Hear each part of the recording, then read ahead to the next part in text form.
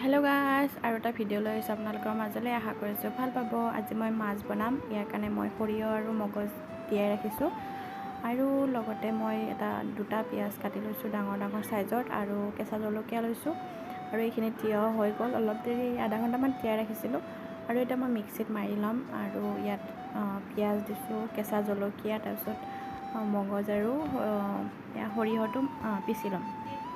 তাৰপিছত ধুনীয়া এটা পেষ্ট বনাই লম আৰু আদা নহৰু পেষ্ট দি দিছোঁ। চেলি থাকিব মন যোৱা নাই, পাকলি গুচাব মন যোৱা নাই, সেইকাৰণে পেষ্ট আছিলে পেষ্টে দিছোঁ আৰু জিৰা, কেঁচা জিৰা দিছোঁ কেইটামান। আৰু এতিয়া ধুনীয়া এটা পেষ্ট বনাই ৰেডি কৰিলোঁ আৰু এতিয়া মই মাছখিনি মেৰিনেট কৰিম। আৰু ইয়াৰ কাৰণে মই মাছ লৈছোঁ কেইপিচমান ডাঙৰ ডাঙৰ সাইজৰ আৰু মাছখিনি এতিয়া মেৰিনেট কৰি ল'ম। ইয়াৰ কাৰণে মই হালধি গুড়ি, তাৰপিছত জলকীয়া গুড়ি, জিৰা ধনিয়া গুড়ি এইখিনি ব্যৱহাৰ কৰিছোঁ আৰু এতিয়া ধুনীয়াকৈ মই এইখিনি মেৰিনেট কৰি ল'ম।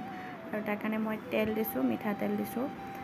বহুত বেছিও মিঠাতেল দিয়া নাই, হ'লেও মানে দিছোঁ আৰু এইখিনি মেৰিনেট কৰি হোৱাৰ পিছত ফ্ৰিজত ৰাখিব লাগিব আৰু বেছি দেৰি ৰাখিলে বেছি ভাল, কিন্তু মোৰ ইমান মানে মই জল্দি বনাইছিলোঁ যে আৰু ইয়াতে সোৱাদ অনুযায়ী নিমখটো দিছোঁ আৰু আপোনালোকে কিমান মাছ বনায় সেইটো হিচাপত নিমখটো দিব জোখত। তাৰপিছত আৰু মিক্সিৰ বাতিটো যে সেইখিনি পানীখিনি দি দিছোঁ ধুই কিনে পেষ্টটো যে বনাইছিলোঁ আৰু পানী আৰু নিদিওঁ, এইখিনিয়ে পানী। তাৰপিছত মই ফ্ৰিজত ৰাখিছোঁ।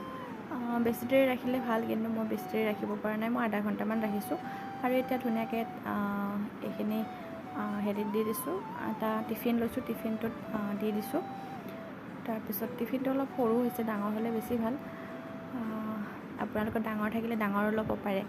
আৰু এতিয়া মই এইখিনি ধুনীয়াকৈ দি দিম। তাৰপিছত কি কৰোঁ দেখাই আছোঁ। এয়া হৈ গ'ল আৰু এতিয়া মই ইয়াতে দুটা ওপৰত কেঁচা জলকীয়া দিছোঁ। তাৰপিছত কচুৰি মিঠি দিছোঁ। কচুৰি মিঠি দিলে বহুত সোৱাদ লাগে, কচুৰি মিঠি দিবচোন। আৰু এতিয়া হৈ গ'ল। এতিয়া মই ঢাকনিখন লগাই দিছোঁ আৰু ঢাকনিখন লগাই দি কিনে ইয়াক কেৰাহীত মই পানী লৈছোঁ, পানীত বইল হ'বলৈ দি দিছোঁ আৰু ঢাকনিখন লগাই দিম এতিয়া কেৰাহীত। আৰু আপোনালোকে মোৰ চেনেলটো ছাবস্ক্ৰাইব কৰিবচোন আৰু ইয়াৰ ৰেচিপি ভিডিঅ' আহি থাকিব। তাৰপিছত মই ব্লগ এইবিলাক দি থাকোঁ, কৰিবচোন। আৰু চাওকচোন আমাৰ ৰেচিপি ৰেডি হৈ গ'ল আৰু কিমান ধুনীয়া হৈছে দেখিবলৈ, কালাৰ, তাৰপিছত খাবলৈও ইমানেই সোৱাদ হৈছে আপোনালোকে যেনেকুৱা দেখিছে। আৰু আপোনালোকে যদি ট্ৰাই কৰিবচোন, বহুতেই সোৱাদ লাগে। আৰু আজি আছিল এইখিনি ভিডিঅ'। আপোনালোকৰ কেনেকুৱা লাগিলে জনাব। যদি ভাল লাগিলে লাইক, শ্বেয়াৰ, কমেণ্ট কৰিব আৰু ৰেচিপিটো ট্ৰাই কৰিব। আজিলৈ আহিছোঁ। ভিডিঅ'টো চোৱাৰ বাবে বহুত ধন্যবাদ। Bye bye.